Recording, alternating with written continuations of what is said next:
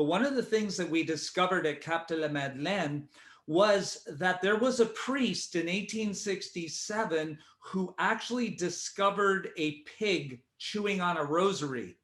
And obviously that left him quite distraught. He couldn't get one parishioner to come to confession. He goes into the chapel, finds the pig chewing on a rosary, and makes a vow.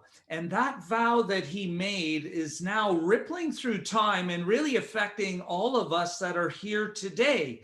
But let's remember, it all started with this one little 18-inch statue that was given Angelina. So it just shows you, never judge what God may be calling you to do next, because you never know what it's going to lead to as you do that next step. So what ended up taking place was we ended up making really the same vow that Father Luc Disselin made back in 1867, which was to spend the rest of our lives promoting the Confraternity of the Most Holy Rosary.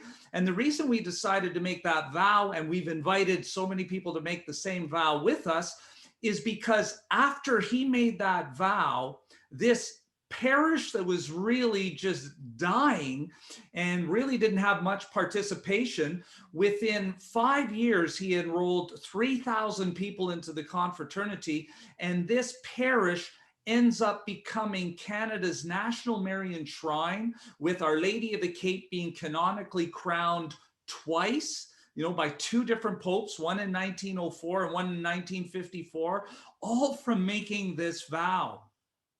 So what's been very interesting, and Joan alluded to it earlier, just as we've come together and met folks through SEMA, we see something very exciting happening, because we know that the Confraternity is not just meant for Canada. So I'm going to share the screen and very briefly just kind of share with you the universal website for the Confraternity community. I'm going to show you the map first of all. This is just through the efforts of the Canadian Confraternity right now. You can see there's a lot of people that have enrolled all over the place.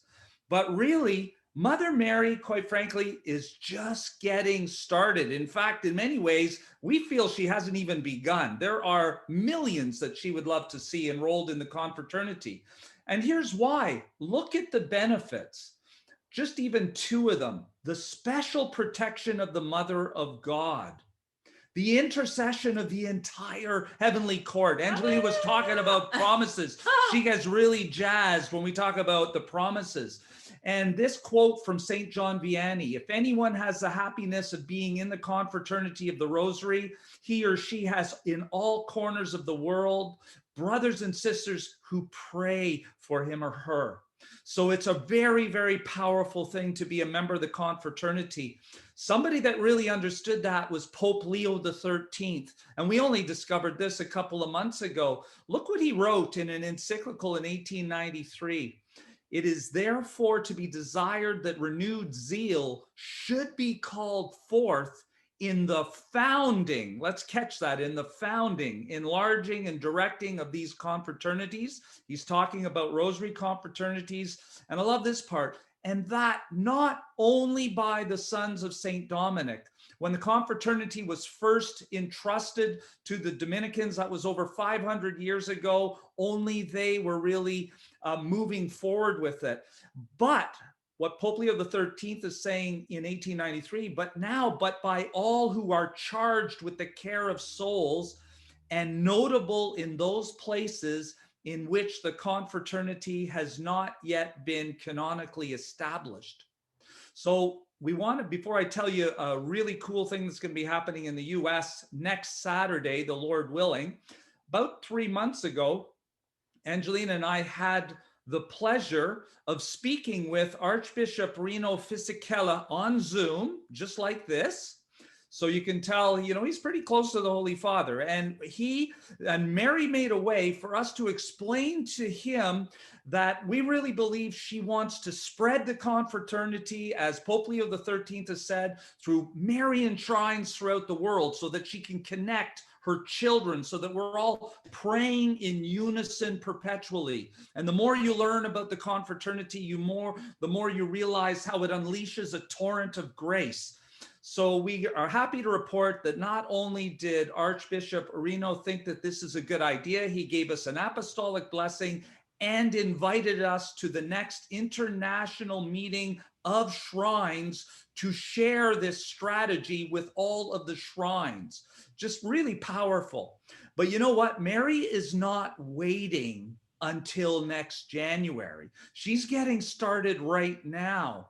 And if all goes well, and it should, we're happy to report that next Saturday on the Feast of the Immaculate Heart, 2 shrines in the US will be establishing the Confraternity. One of them, and the first one, is Our Lady of Good Help in Wisconsin, which of course is the first apparition, the proved apparition of Our Lady in the United States. So it would make sense that she would choose that place as the first place. And the other place, which has incredible connection to Our Lady of the Cape, is the Shrine of the Immaculate Heart just outside of Detroit, Michigan.